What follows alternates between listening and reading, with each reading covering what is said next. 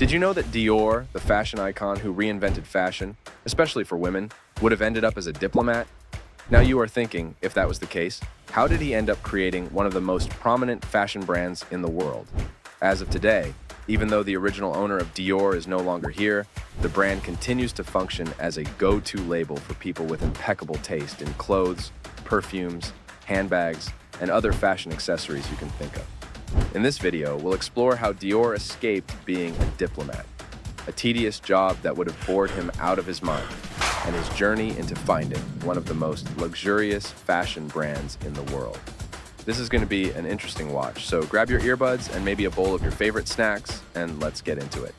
Today's video is sponsored by Sky is the Limit.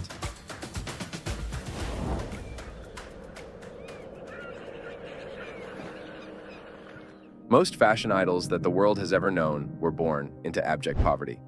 They had to build their lives and business from ground zero. But Dior is a little different from the rest.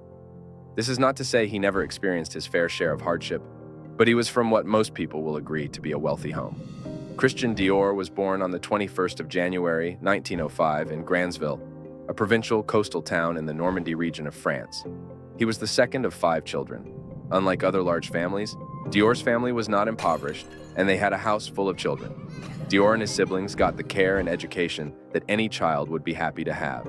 This was because his parents were well-to-do, and they didn't spare a cent in giving their children the best life could offer.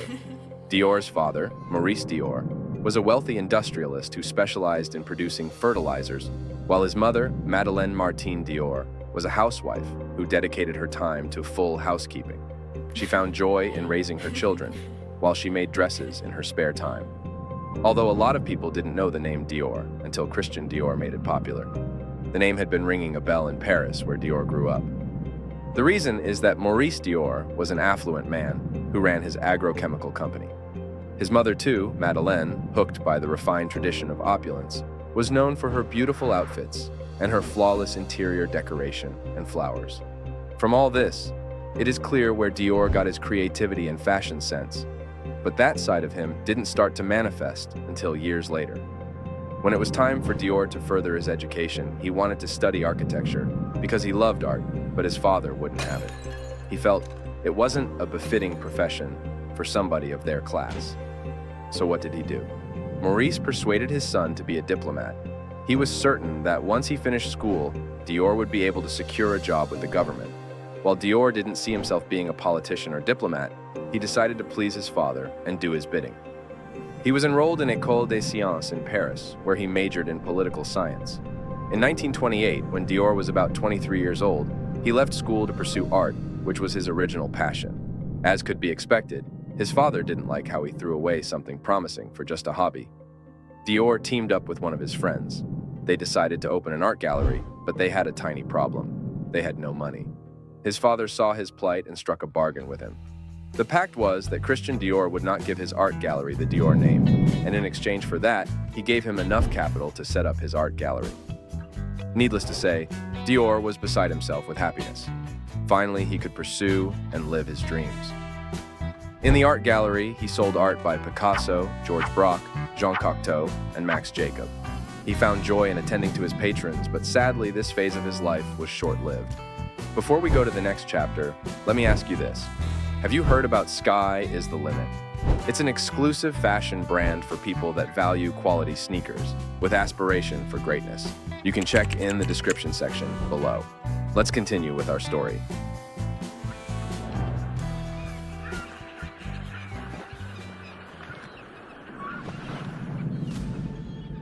In 1931, Dior lost his mother and one of his brothers. It was a devastating blow that knocked him out of his wits.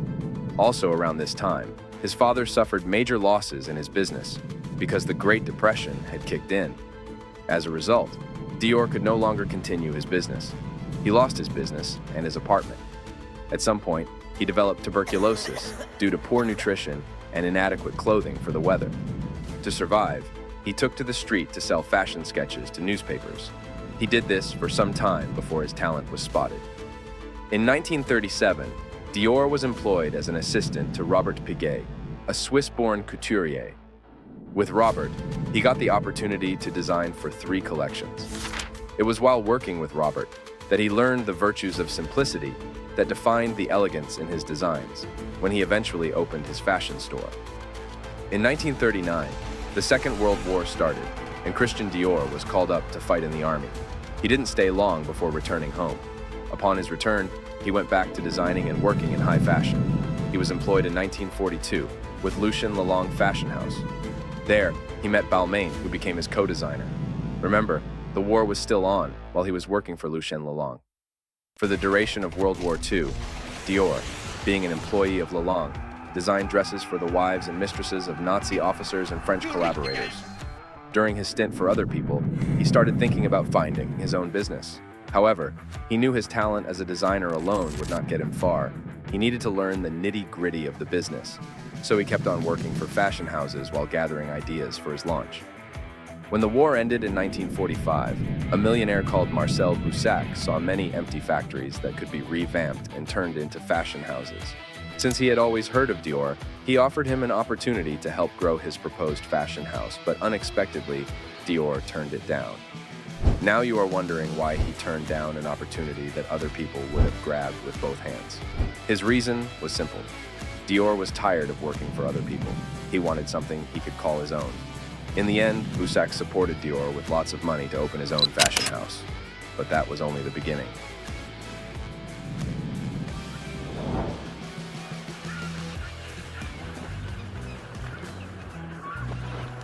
At the age of 41, Dior opened his fashion house. The year was 1946. This time, his father had no objection to the use of the Dior's family name. The first collection of Dior was 90 garments, and they were displayed in outfits. Long before the arrival of Dior into the fashion business, the garment industry had been going through what one could call fabric rationing. But Dior believed that elegance must be the right combination of distinction, naturalness, care, and simplicity. Dior reinvented women's fashion by using ample fabric that covered and accentuated their bodies. He introduced the full skirt, corset, and tiny waist dresses. His designs were loved by many, as it was a breath of fresh air from the scanty fabric and designs that had been in vogue for the past 2 decades. But just as with many innovations, Dior's designs were met with harsh criticisms that almost forced him out of business, but he stood his ground until the end. One of his competitors at the time was Coco Chanel. Chanel's voice was the loudest. She said Dior was trying to drag women back to the 19th century when women had to hide in their clothes. She believed Dior's designs were not in any way embracing civilization. Chanel was able to instigate women against Dior's brand, and this had its toll on both Dior and his business. During this period, Dior was trying to expand his business and establish a store in the United States. But when he visited America, he was met with throngs of women with placards telling him to go back. Dior was able to weather the storm, and within a year, he opened a store in New York. From then on, Dior began to spread his tentacles across different continents. One of the things that set Dior apart from his competitors was his business astuteness. For instance, he ensured that more vintage Dior dresses that were in high demand were produced. In no time, celebrities started patronizing Dior in their scores and dozens. Today, some of the celebrities who wear Dior's designs are Bella Hadid and Jennifer Aniston. In addition, celebrities who have clinched ambassadorial deals for Dior clothing and makeup line include tennis star Emma Raducanu and actress Anya Taylor-Joy, who stole the show in the movie The Queen's Gambit. In the same vein, Marion Cotillard, Charlize Theron, and Natalie Portman have also represented the Dior brand. In 1947, Christian Dior launched his first perfume, which he called Miss Dior. When asked what his inspiration was, he said it was a commemoration of his sister's heroism, Catherine Dior, who was arrested during the World War and incarcerated in a concentration camp. Also, he wanted to create a perfume that smelled like love. The one-of-a-kind perfume was created from galbanum, gardenia, bergamot, carnation, iris, jasmine, lily of the valley, rose, and narcissus. When it came to his creations, Dior was always meticulous, and his line of perfume was no exception.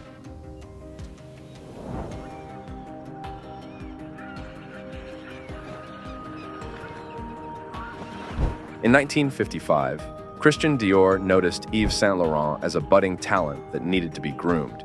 He did not waste time in offering him a position.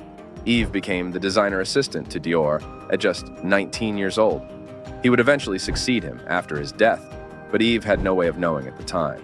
After a decade of conquering the world with his unique fashion taste and design, Christian Dior died of a sudden heart attack while on vacation in Italy in October 1957. Once he died, the helm of the affair automatically passed on to Yves, whom he had named as his successor a few years before his death. Yves took the role of artistic director and held on to the post until 1960, when he was drafted to war.